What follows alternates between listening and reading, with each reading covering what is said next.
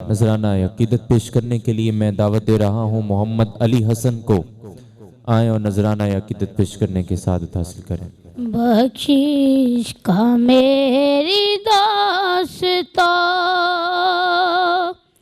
सामान हो गया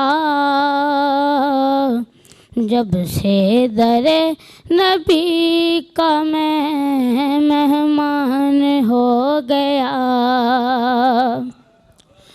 पढ़ने लगा दरूद में जब से हुजूर पर, पढ़ने लगा दरूद में जब से हुजूर पर, हर काम मेरे वास्ते आसान हो गया